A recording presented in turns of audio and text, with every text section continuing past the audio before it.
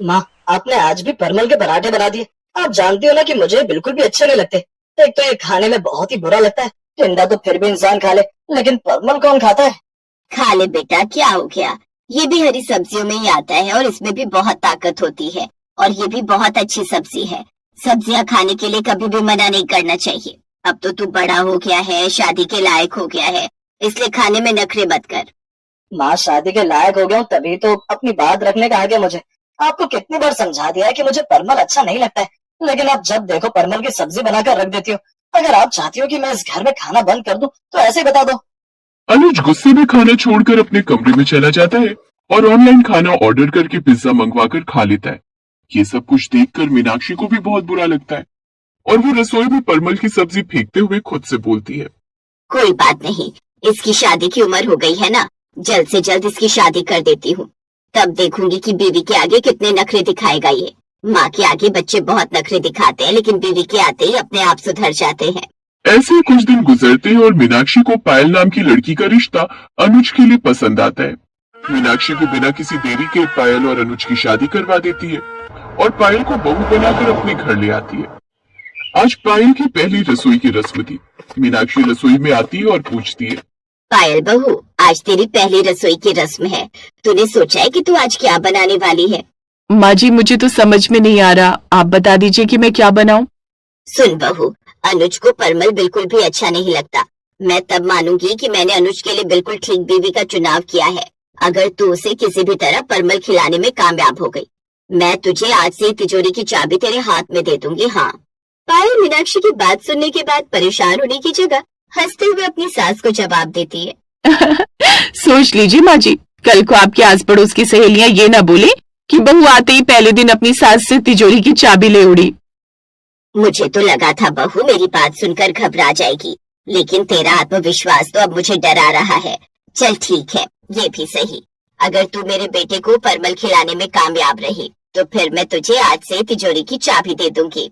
पायल भी शर्त को मंजूर कर लेती है, जिसके बाद वो परमल को काटती है और उसे आटे के अंदर भरकर उसके पराठे बनाकर तैयार कर देती है। वो पहले ही परमल के सारे बीज निकाल चुकी थी। थोड़ी ही देर में वो सब लोगों के लिए पराठे बनाकर ले आती है। अरे वाह, क्या बात है। आज तो सुबह सुबह पराठे खाने को मिलेंगे।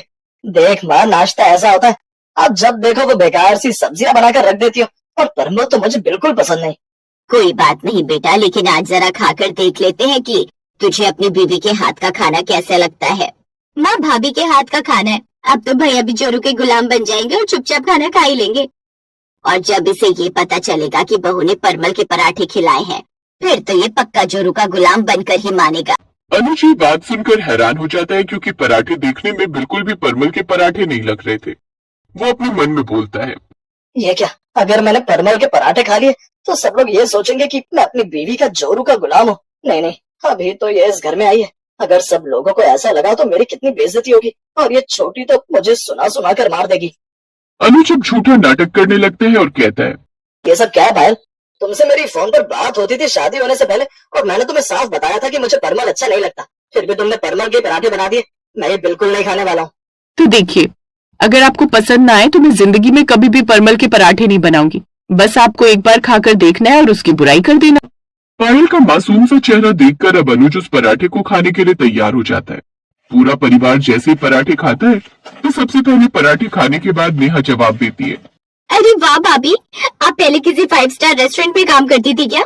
ये परमल का पराठा कितना स्वादिष्ट बना है। ऐसा पराठा मैंने जिंदगी में कभी नहीं खाया। सच में पायल बहू, तूने पराठा तो बहुत अच्छा बनाया है। मेरा दिल खुश हो गया ये पराठे खाकर। ये पराठे तो मैं रोज सुबह नाश्ते में खा सकती हूँ। मीनाक्षी और नेहा परमल के पराठे की तारीफ कर रहे थे, और वहीं अनुज को ऐसा लग रहा था कि वो लोग उसकी झूठी तारीफ कर रहे हैं। लेकिन अनुज जैसे ही पराठा खाता है तो अपने मन में बोलता है, अरे भाई, पराठे तो सच में पायल ने बहुत लाजवाब बनाए, लेकिन अब अगर मैंने परमल के पराठे की तारीफ कर दी तो सब लोगों को लगेगा कि मैं जोरू का गुलाम हूँ, इसीलिए मैं इसकी तारीफ नहीं करूंगा।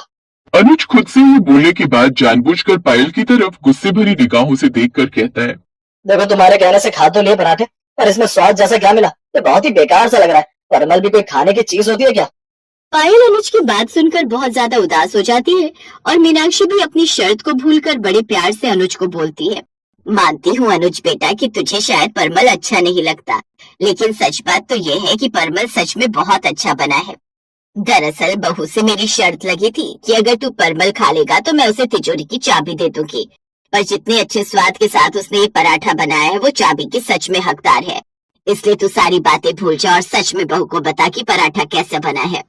मैंने आपको बोल दिया ना कि पराठा अच्छा नहीं बना है, तो बार बार एक ही बात मुझे क्यों बतानी पड़ती है?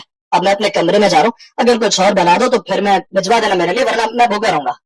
अनुज ये बोलकर गुस्से में अपने कमरे में चला जाता है, जिसके बाद पायल को ये सब कुछ बहुत बुरा लगता है। वो खुद भी पराठा खाकर देखती है और अपनी सास को बोलती है, माँ जी पराठा तो सच में अच्छा बना है। फिर आखिर ऐसी कौन सी बात है कि वो परमल से इतनी ज्यादा नफरत करते हैं? माना परमल की सब्जी थोड़ी बुरी लग सकती है, लेकिन परमल का पराठा मैं बहुत अच्छा बनाती हूँ। पायल की बात सुनकर मीनाक्षी भावुक हो जाती है और कहती है, दरअसल पायल बेटा बात यह है कि अनुज का एक स्कूल का दोस्त था जिसका नाम रोहन था। वो अक्सर अपने टिफिन में परमल लेकर आता था और अनुज उसका टिफिन छीनकर खा लिया करता था। दोनों के बीच में बहुत ज्यादा प्यार था, लेकिन एक दिन स्कूल आते हुए रोहन का एक्सीडेंट हो गया। तब से अनुज ने परमल खाना ही छोड़ दिया। अच्छा तो ये बात है। मुझे ऐसा लगा कि हमारी अरेंज मैरिज हुई है तो शायद अनुज जी को मैं पसंद नहीं हूँ, इसीलिए वो जानबूझकर गुस्सा दिखा रहे हैं। अब आप सब कुछ मुझ पर छोड़ दीजिए, उन्हें तो ये पराठा खाना भी पड़ेगा और पसंद भी करना पड़ेगा। अब पायल एक थाली लगा देकर अनुज के कमरे में जाती है और उसके सामने चेयर पर जाकर बैठ जाती है और बोलती है, हमें अपनों को उदासी में नहीं बल्कि खुशी में याद रखना चाहिए, वरना उन्हें भी तकलीफ होती है। वैसे भी ये परमल का पराठा कमाल का बना है, कोई खाए ना खाए मैं तो जरूर खाऊंगी। और वैसे अब तो माँ जी ने भी मुझे इजाजत दे दी है कि रोज सुबह नाश्ते में यही परमल का पराठा बनेगा। फिर भी अगर किसी को रोज सुबह नाश्ते में उपवास करना है तो उसकी मर्जी है। पूरा कमरा बंद था और परमल की खुशबू पूरे कमरे में फैली हुई थी। अब अनुज का जी ललचा जाता है और पायल से माफी मांगते हुए कहता है, मुझे माफ कर दो पायल, मुझसे बहुत बड़ी गलती हो गई। दरअसल मैं अपने दोस्त को भुला नहीं पाता था, इस वजह से मैंने परमल खाना ही बंद कर दिया था। लेकिन अब से मैं वादा करता हूँ कि मैं कभी भी किसी से भी परमल को लेकर लड़ाई नहीं करूंगा और परमल खाना शुरू कर दूंगा। तो मेरे लिए भी कभी कभी परमल के पराठे बनाया करना। इस तरह अब अनुज परमल के प्रति अपना गुस्सा हमेशा के लिए छोड़ देता है और अब परमल के पराठे कभी कभी नाश्ते में खाने के लिए उसके सबसे ज्यादा फेवरेट हो जाते हैं। और परमल के पराठों का किस्सा पायल के ससुराल वालों के साथ साथ पायल को भी हमेशा के लिए याद रहता है।